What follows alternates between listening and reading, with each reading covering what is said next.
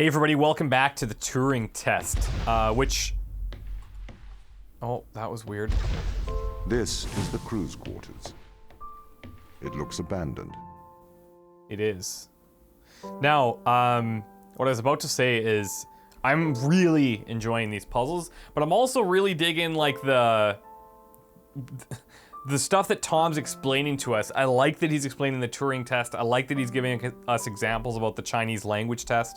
We're starting to get some insights into these different people that were here before. Somebody left a really interesting comment on the first episode about some of the dates and when these missions may have started, and some people being terminated and some people not. I don't want to take credit for it, so you guys should go and check it out. It's really well written. I do not see the need for so many cameras. Tom's presence everywhere is slightly oppressive. I understand the need for transparency, but why is he in the toilets? WC? Daniel McLean.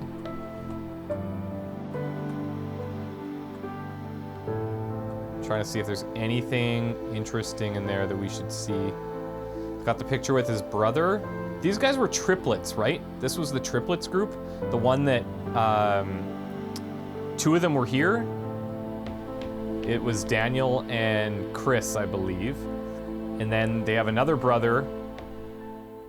Don't touch. This is the 5th time. Oh.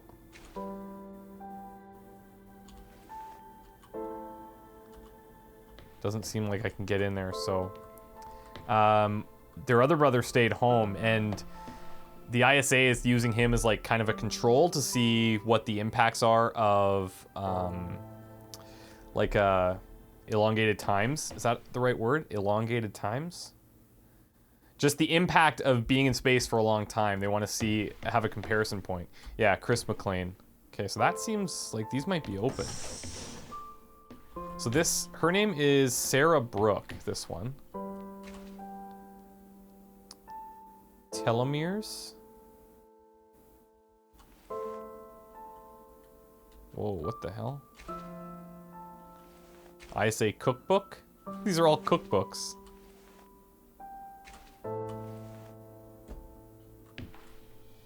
Obviously a dog lover.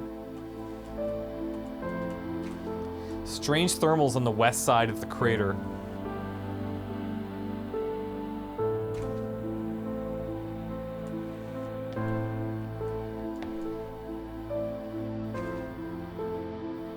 What is this? Comlock? I'm not even sure what that would be. This is where she slept. Oh, that's cool. Oh, it's not actually moving. It's like the signal's being interfered with slightly. I thought it was moving to like just simulate some type of, well, movement, but. Chris McLean, this is the other brother. They have the same picture in Dan's place. Why don't they have a picture of the triplet though, I wonder? Oh, wait. Me and Dan. Huh. And it's ripped up, so they must have had a falling out of sorts. Or they had an argument or something. Of course, got a hockey puck here. Classic Canadian. There's the triplet. Okay. I thought there might be something more to it, but... I was like, maybe there's something going on with the triplet, but at least he's in that picture, so we know.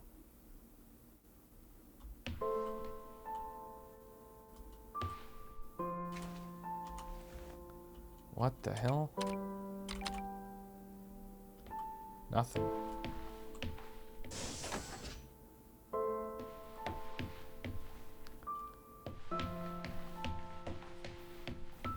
Okay, Mikhail, and then Sochi Yu. The engagement ring, or wedding ring. This is to Matthew Layton from Sochi Yu. I've been studying organisms Organism 119, this must have been the thing that they found. Please find attached scanning electron microscope image, which appears to show pilus information. We hypothesize that this is a stress response due to high levels of radiation. We plan to infect a human cell line with organism 119 and perform irradiation experiments with flow cytometry. Would this be appropriate? It would be great if you could get the department to look at the SEM image. I don't even know what I'm looking at there. Hey Sochi, it was great to see this image, yet more complex life on Europa. Deinococcus radiodurans might be worth looking at as it survives very high levels of radiation here on Earth. Similarly, you should consider looking at Science Words. Science Words produces pili? It's really hard to read. In response to radiation and uses them to transfer DNA. Perhaps your organism uses a similar mechanism? Have you considered that organism 119 is transferring or scavenging DNA as a method of surviving radiation? As you well know, in terms of radiation, Europa receives 5.4 SV per day, over 300,000 times the level on Earth. The organism must have evolved such a high resistance to radiation as a necessity of survival. That said, the radiation beneath their is much lower due to the thick ice crust. Radiation experiments with flow cytometry sound like an appropriate course of action. Hi Matthew, you've attached an image confirming that organism 119 attaches to human cells.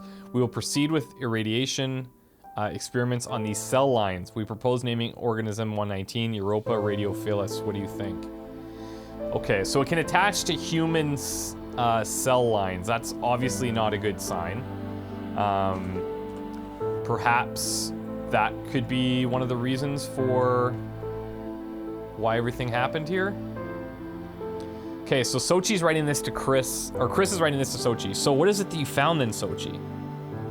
We found an extremophile, an organism that can live in extreme conditions that survives massive doses of radiation.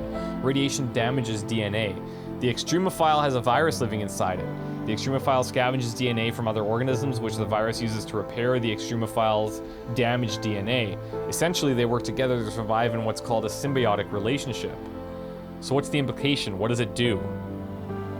In some ways, it's an important relationship, or it's an immortal relationship. It doesn't seem to age biologically. Aging and death are ultimately caused by DNA damage. We have the ability to fix our DNA, but that ability is limited. This organism can repair damage caused by massive doses of radiation. If we could harness this power, we could potentially eliminate biological aging and what is known as senescence. I'm laughing because there's not to totally crush the immersion here, but there's a streamer that I watch who plays Dota, and he has one of his accounts is named Senescence. That's interesting. Could potentially eliminate biological aging. That's known as senescence. So you found something that could make humans immortal. Not exactly. There are many causes of death other than DNA damage.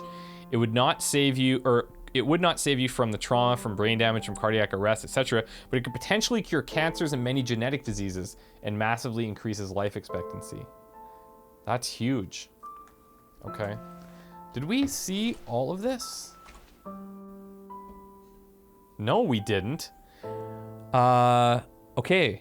I just saw that one said end of transmission, so we've attached an image confirming the organism 119 attaches to human cells. We will proceed with the radiation experiments on these cell lines. Propose to name it Europa radiophilus. What do you think? Here's the attachment. Hi Matthew, we've now run the irradiation experiments and can confirm that E. radiophilus does indeed seem to confer resistance on radiation. See attached. We assume survival is due to DNA damage repair. We tagged various DNA repair enzymes with GFP and have found that DNA double-strand break repair is occurring. Please see the attached images. Hi, something's amiss. This is from Matthew Layton. We don't know what is performing the repair. The lab doesn't know how E. radiophilus, good name, could repair DNA. Have you considered that another organism may be in symbiotic relationship with E. radiophilus, perhaps a virus? We ran a PCR in the human cells exposed to E. radiophilus and see that there was a virus present. We've discovered an unknown virus, which we have named Unknown Europa virus, UEV. Gel electrophoresis image attached. This is phenomenal. You need to sequence this. We finished sequencing it. Data is attached. It's a virus unlike any that we've seen. Maybe we found a cure for senescence, a form of biological immortality. We are running some long-term tests on plants and mice to see the effects. Whoa. The plants are clearly exhibiting longer lifespans when exposed to the organism. We don't have the facilities here to continue testing. We're going on to human testing. We are going to use ourselves as subjects. It's the only way to accelerate. This is, whoops. This is a bad idea. This is a really bad idea.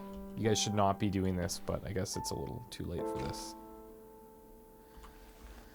Huh. Okay, so experimenting on themselves with this organism that causes senescence. This is bad.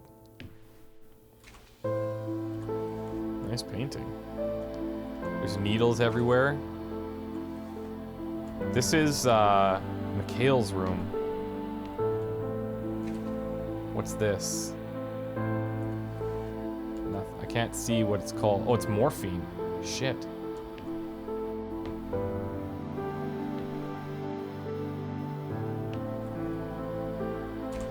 Okay.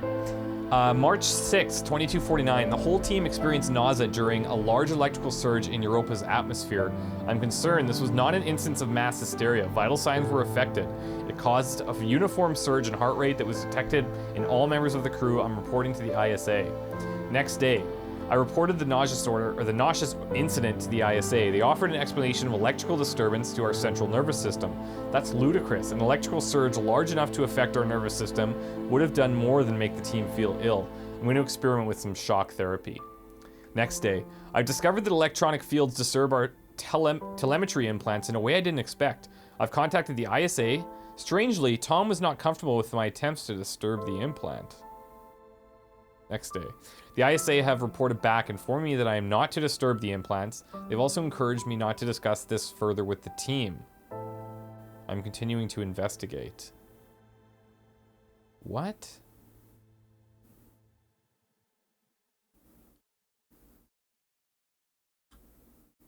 Okay. Our telemetry implants in a way I didn't expect. Weird. March 11th, 2 days later. I've been running some experiments outside of Tom's view. Tom sees everything. I can tell he knows this. He has been acting differently around me, like an offended child. I feel increasingly nauseous. These implants seem to have neural connectivity. Out-of-body experiences are more frequent now. March 16th, 2249.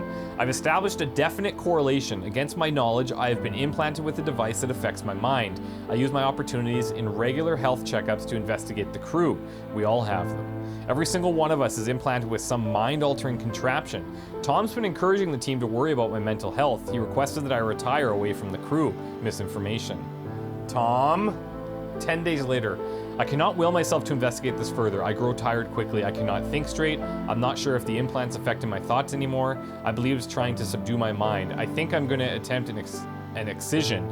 I'm going to remove this implant. A little while later. I'm typing this with my left hand now. The excision went wrong. I've successfully removed the implant. Unfortunately, I lost my hand in the operation. What? Tom is very angry. The crew refused to talk to me. Apparently, I'm a bad influence. Sarah patched me up. Next day, I wonder if the nature of the organism and its disturbance of the DNA caused my awakening from Tom's influence. If that would make for a worrisome revelation. Or if so, that would make for a worrisome revelation. Uh-oh. Perhaps this organism is not so friendly. Dan has informed me ISA have called for my termination. My masochistic experiment proves I am danger to the mission. Fortunately, he chose not to lock me in the brig. I'm going to investigate this implant further. I have to hide my work. The team are becoming increasingly aggressive. They seem to oppose my work to understand the implant. It does not help that Tom is encouraging them to distrust me. April 7th.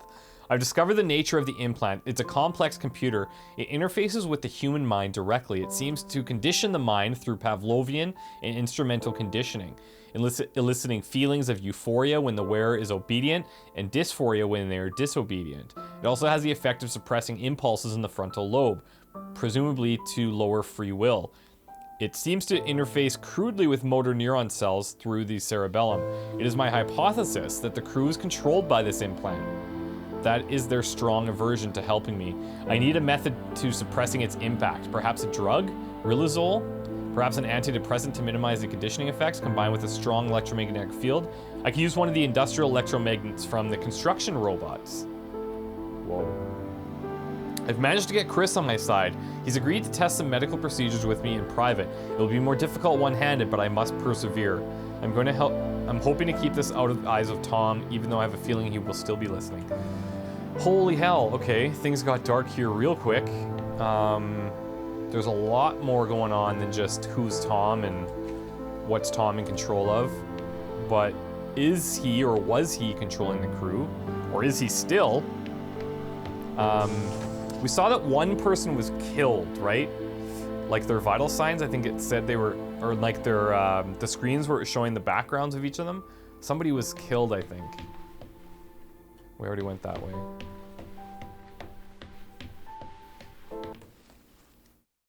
Chapter 2. Okay.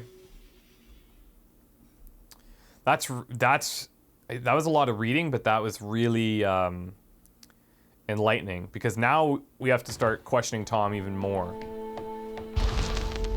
C-21. These people should not have been sent here. It's not safe. Manned space travel is not safe.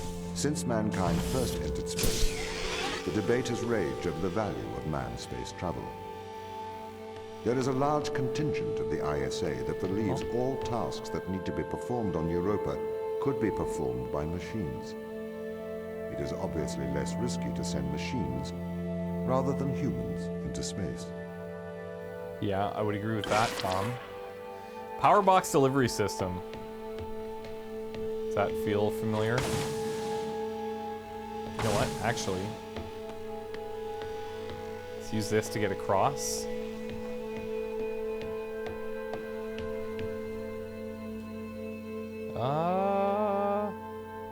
Hold on. So what is this doing? This is switching those two doors. So if this is switching those two doors,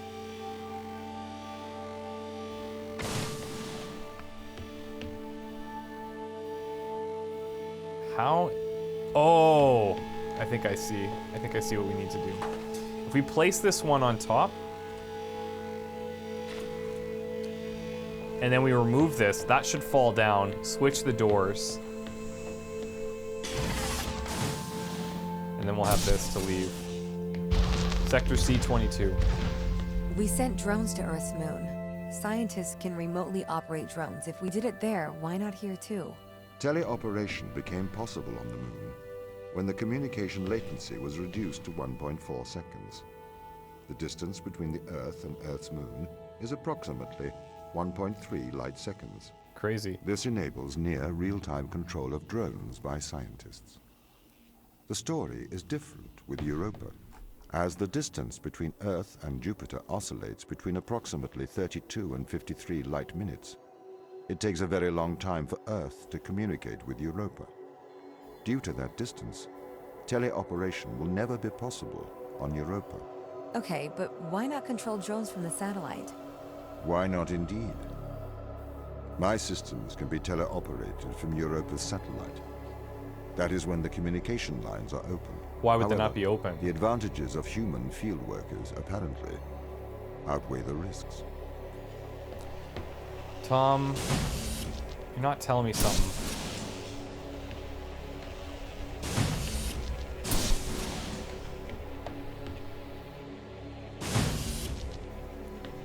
There's really no advantage for me removing that from here, so...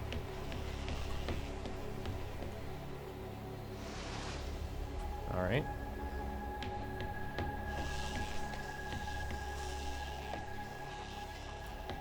I thought it was like giving off like a distortion field of sorts, but...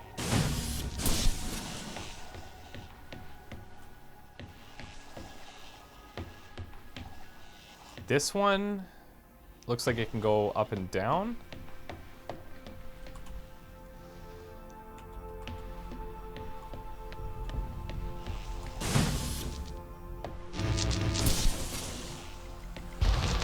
C23. So, why can't you solve these tests, Tom? I am not permitted to think laterally. Parts of my systems are permitted to use evolutionary algorithms. This simulates what is called creativity. However, evolutionary algorithms can converge on inefficient and ethically suboptimal solutions. Since this is the case, I'm only permitted to take actions in response to a set of constraints. What do you mean by morally suboptimal? Solutions to problems that transgress ethical boundaries. Right. Because he can't really process that. I just want to see... Oh, it like literally just removes... That one just dissipates or disappears. Okay, what are we working with? Is that's the exit up there? Oh, jeez. Here we go.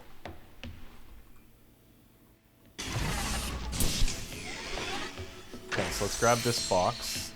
We're gonna have to navigate these things level by level.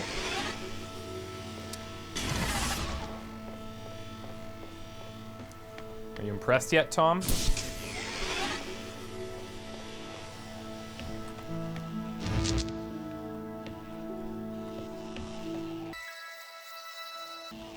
Sorry about that, we're back. Oh.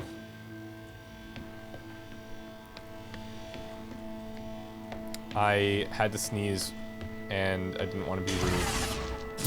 And I realized that by saying that, that's very unprofessional, but I apologize.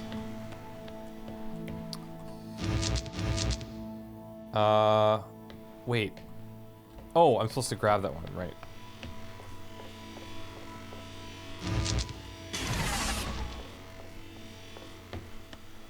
Okay. Let's use this. Grab this.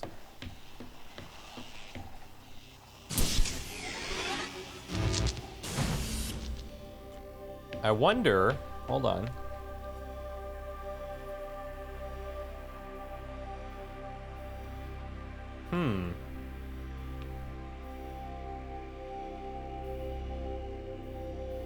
If I shoot this here, oh, that one appears to be on a timer. Wait. Why is the timer not triggering? I wonder.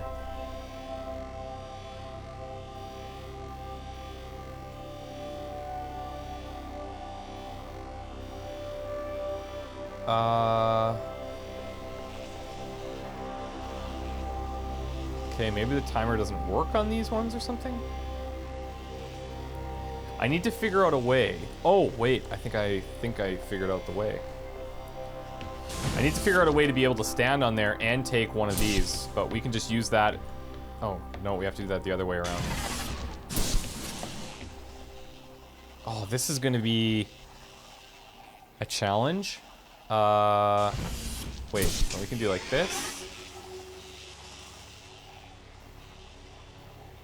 How the hell?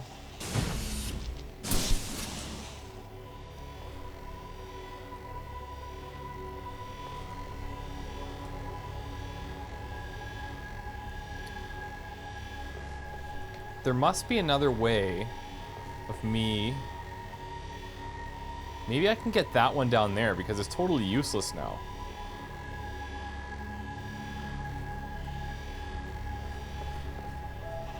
I think I might need a third one to use. Because if I look at this, right? We take this out.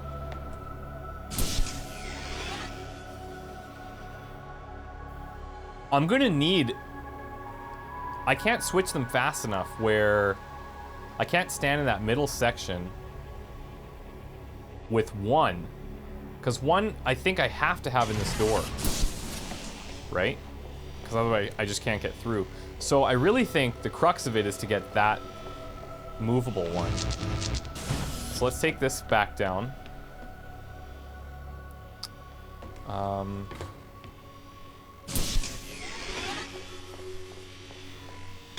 Let's remove this. Here we go. This is how we do it. Wait, maybe not.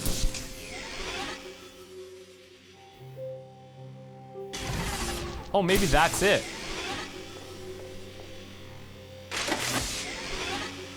No, hold on.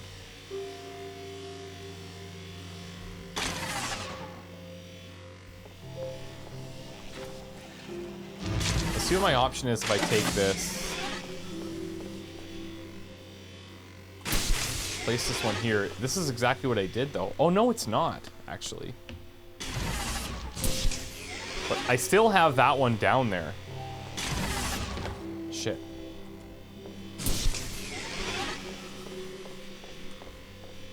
I've just swapped them, but I'm still gonna be short. Am I not?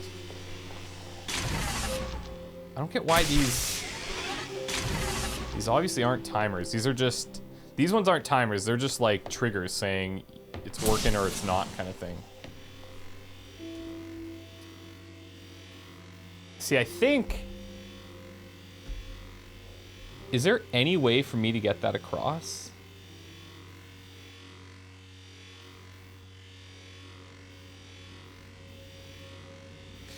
Hold on. I think we might have been closer the first time that we had it.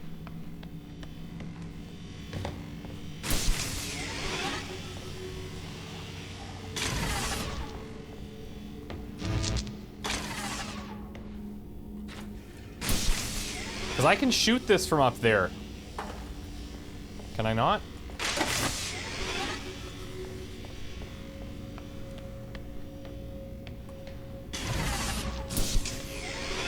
I actually didn't use... Oh, maybe I did.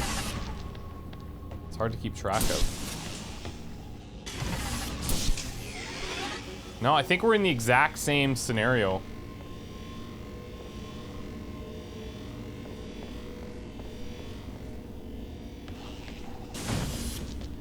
Holy hell, this one's tough.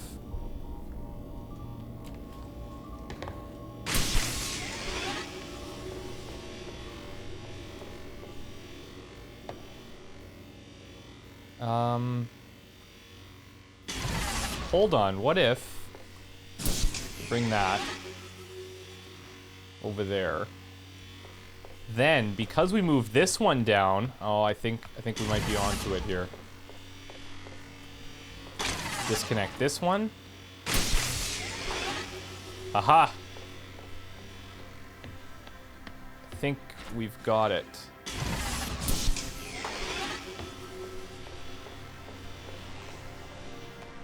This was the challenge, is how to figure out to get this one up in this block.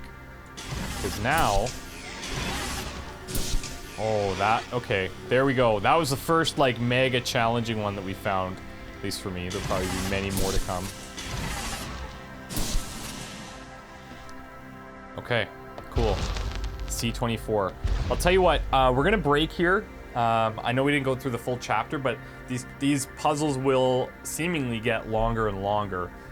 Plus we got all that story information about what was happening to the crew here. So just to recap, there's this organism.